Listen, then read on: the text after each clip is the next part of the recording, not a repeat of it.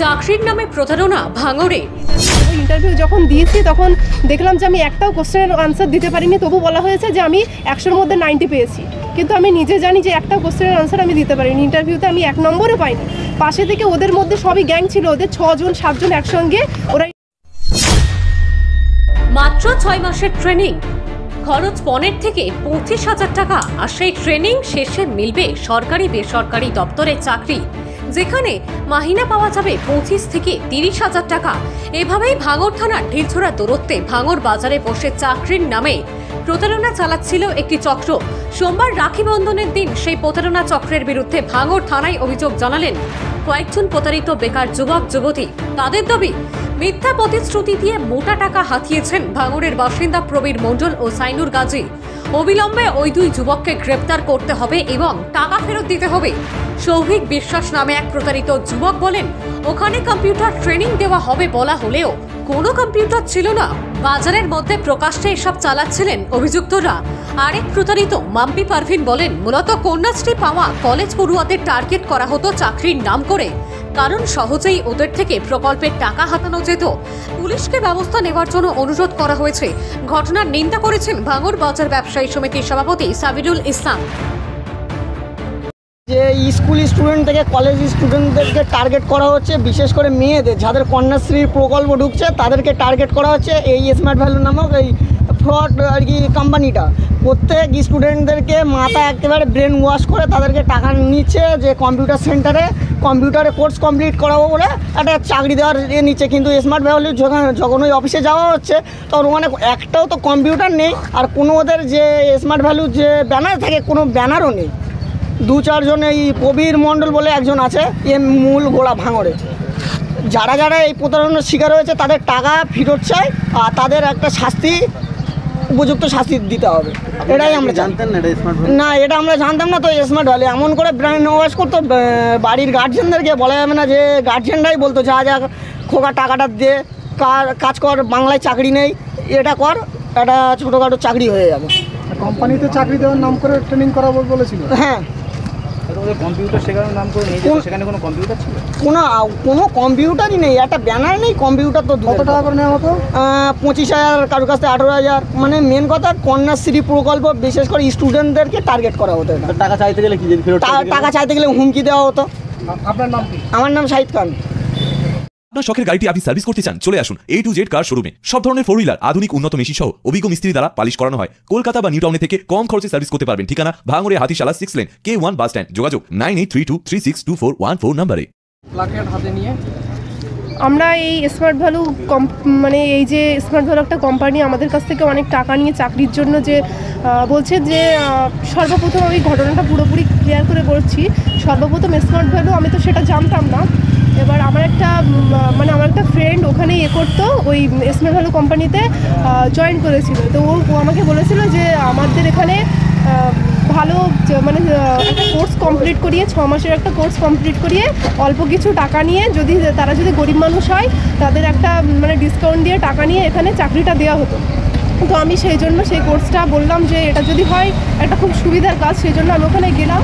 তো ওখানে যে হেডে ছিল ওই যে প্রবীর মণ্ডল, উনি বলেছিলেন যে প্রথমে এখানে ইন্টারভিউ দিতে হবে, তারপর ইন্টারভিউয়ের মাধ্যমে তুমি যদি এটা পাস করো তারপর তোমাকে এখানে জয়েন করা হবে। জয়েন করানোর পর 6 মাস পরে এই কোর্সটা কমপ্লিট করানো হলে তোমাকে চাকরি দেওয়া হবে। সেই চাকরিতে 20 থেকে 30,000 টাকা স্যালারি 6 মাস পরেই।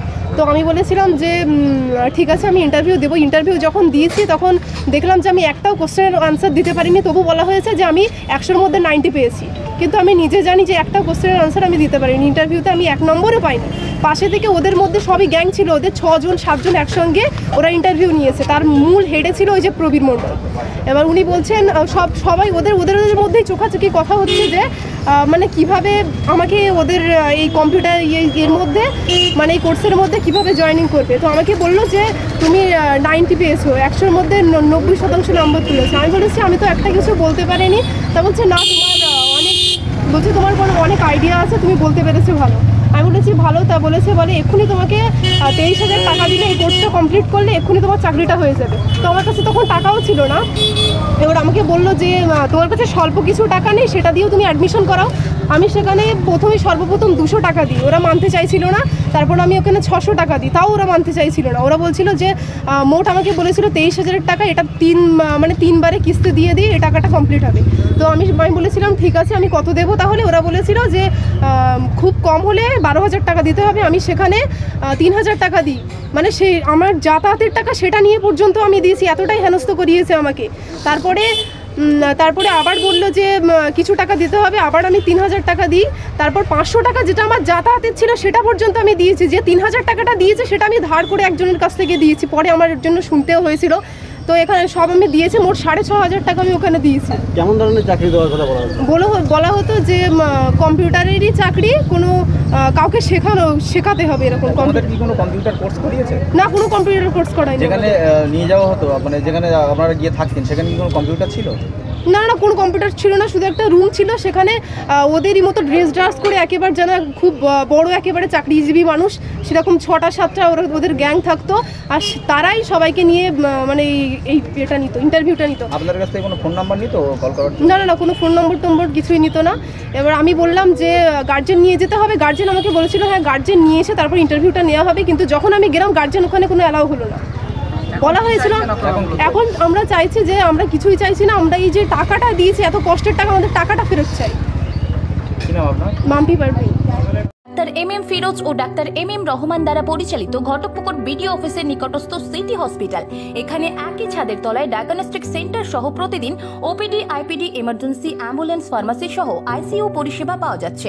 স্বাস্থ্যসাথী কার্ডের মাধ্যমে ফ্রিতে চিকিৎসা ও অপারেশনের জন্য এখনই যোগাযোগ করুন স্ক্রিনে দেওয়া এই।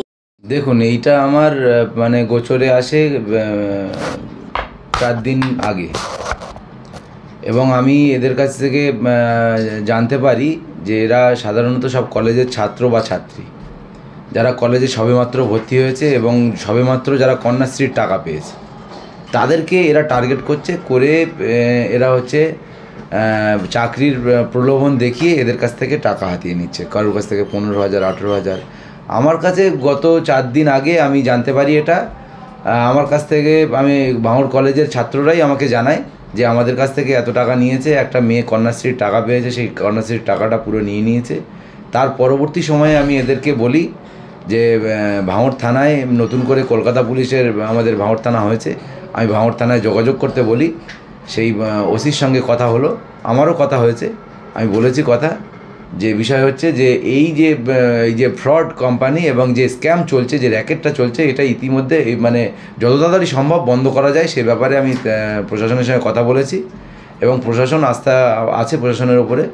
নিশ্চিতভাবে যারা প্রতারিত হয়েছে তারা টাকা ফেরত পাবে, এবং ভাঙড়ে ভবিষ্যতে এই ধরনের ব্যবসা যেন না চলে সে ব্যাপারেও কথা বলেছি, সেটাও প্রশাসন আমাকে আস্থা দিয়েছে। ভাঙড় বাজারে চলতে এর আগে আপনাদের নজরে আসেনি বা এর আগে কোনো অভিযোগ? না, দেখুন, ভাঙড় বাজারে অনেক দোকান আছে, ভাঙড় বাজারে অনেক দোকান আছে, অনেক ব্যবসা আছে, অনেক অফিস আছে, অনেক কিছুই আছে। আমরা খোঁজ রাখি না। অনেক মহিলা সমিতি আছে, তারা কি করছে যে সেখানে আমরা খোঁজ পাইনি বা রাখা সম্ভব নয়। পরবর্তী সময়ে যখন আমরা অভিযোগ পেয়েছি, আমরা শুনেছি যে ওই অফিসে এই ধরনের ঘটনা ঘটছে, তখন আমরা খোঁজখবর নিয়ে জানতে পারলাম যে এটা একটা বিরাট বড় স্ক্যাম, বিরাট বড় একটা ফ্রড কোম্পানি। এর আগে কি এমন ধরনের কোনো ঘটনা ঘটেছে? না, ভাঙড়ে এই ধরনের ঘটনা এর আগে কোনো দিন আমরা দেখিনি। ঘটকপুকুরে একবার এই কোম্পানি, এই যে প্রবীর মণ্ডল নামে এই ছেলেটা, সুজয় মাঝি এবং কঙ্কনা মাঝি, এরা এই ধরনের ব্যবসা চালাতো ঘটকপুকুরে। বছর 3 আগে সেখানে তখন বেঙ্গল পুলিশ ছিল, তারা ধরে আনে থানায়, এবং কয়েকজনের অভিযোগের ভিত্তিতে তাদেরকে অ্যারেস্ট করে আনার পরে তাদের টাকা ভাঙড় থানা থেকে বসেই মানে একটা অ্যামেটগ্যামেট করে সেখান থেকে তাদের টাকা রিফান্ড করে দেওয়ার ব্যবস্থা হয় ভাঙড় থানা বসেই, এবং তারপরে ঘটকপুকুরের অফিস বন্ধ করে দেওয়ার পরে ওরা ভাঙড়ে এই আস্থা করে। কিছুদিন আগে আমাদের একটা ফ্রড চক্রান্তে আমাদের ফাঁসানো হয়েছে। তো কিছুদিন আগে আমাদের এক বন্ধু, মানে আমাদের সাথেই পড়তো, ছোটোবেলাকার স্টুডেন্ট, সে ওই চক্রান্তে প্রথমেই ফেসেছিল। সে আমাদের সাথে প্রথমে ভালো কমিউনিকেশন যুক্ত করে, ঠিক আছে। এরপরে আমাদের বিভিন্ন চাকরির প্রতারণার সাথে জড়িয়ে ফেলে, এবং চাকরির নাম করে আমাদের কাছ থেকে প্রায় সব কলেজ ছাত্র কিংবা স্টুডেন্টের কাছ থেকে, কারোর কাছ থেকে 25, কারোর কাছ থেকে 18,000, কারোর কাছ থেকে 15,000 এরকমভাবে টাকা তোলে, এবং চাকরির নাম করে আমাদের কাছ থেকে এরকম টাকা তুলে নেওয়ার পর কোনো চাকরি তারা দেয় না, এবং তাদের কোম্পানিতে তাদের সাথে কথা বলার পর তারা বলে যে এরকমভাবে কোনো চাকরি দেওয়া হবে না, এবং আমাদের সেই সাথে কোনো চাকরিও দেয় না। এবং ওরা নিজেরা টাকা নেওয়ার পরে আমাদেরকে বলে যে তোমরা এখান থেকে কাজ করতে হবে, এবং একবার এখান থেকে কেউ চাকরি পায় না, অনেকদিন তোমাদের এখান থেকে কম্পিউটার শিখতে হবে, বিভিন্ন রকম কাজের সাথে যুক্ত থাকতে হবে, তারপর তোমরা এখান থেকে কাজ পাবে। এবং এর প্রধান মূল আছে প্রবীর মণ্ডল এবং তার বউ কঙ্কনা মাঝি। তারা আমাদের সাথে এই ফ্রড কেসে যুক্ত থাকে, ঠিক আছে। তারা বলে যে না, এরকমভাবে তো কাউকে কিছু বলা হয় না, কিন্তু আমাদেরকে প্রথমে চাকরির প্রতিশ্রুতি দিয়েই প্রথমে আমাদের কাছ থেকে টাকা নেওয়া হয় এবং আমাদের বাড়িতে গিয়ে এমনভাবে আমাদের মা বাবাকে মেন্টাল করা হয় যে তারা টাকা দিতে বাধ্য হয়ে পড়ে। এমনকি আমাদের যে গরিব ঘরে, যারা মধ্যবিত্ত ঘরের ছেলেপুলে আছে, তারা প্রথমে এরকম কোনো চক্রান্তে ফাঁসার আগে তারা একবারও ভাবে না যে তারা কোন চক্রান্তে ফাঁসছে। এটা কি কোম্পানি?